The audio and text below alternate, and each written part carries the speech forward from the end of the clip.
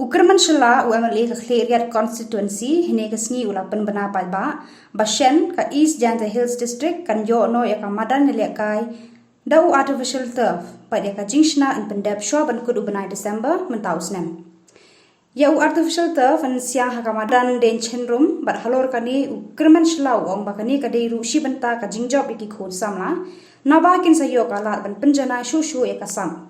Hakani ka sngi penkut lawan dan lang ru uba met ba lengdo Shongkonor ka Meghalaya Legislative Assembly kumukongsan uba layar ro ka Kermen Foundation ka bala khot lawer ki khon samla ka than bakin penlut por hakikam babha ki balong ka jingte ya ka jingim badru balami bon kirang yele kai na kani ka district ki bala ra nam pra burom ya ka jilla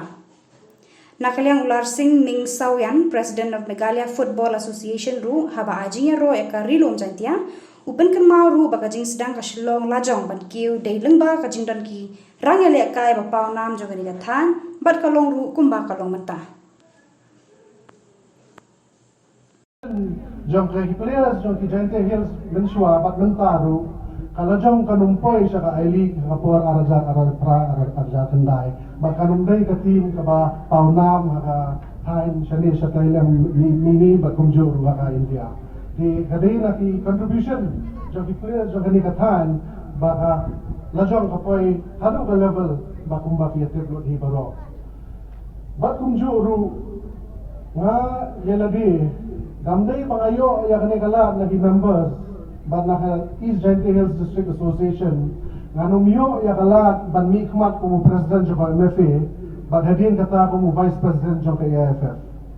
di kita ba Dakumno kani ka jaka kani ka than kamtam Cleriat kani ka jaka ba yeladi no asno bumba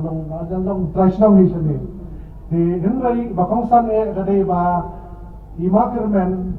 ngatip shai nilai itu Islam menta du gi sausan Islam menta ngatip shai ba idei ibriu iba it shai ka football ba ikwa hi ban penkentiu ya ka football ha ka state tang kani ka East Janta Hills district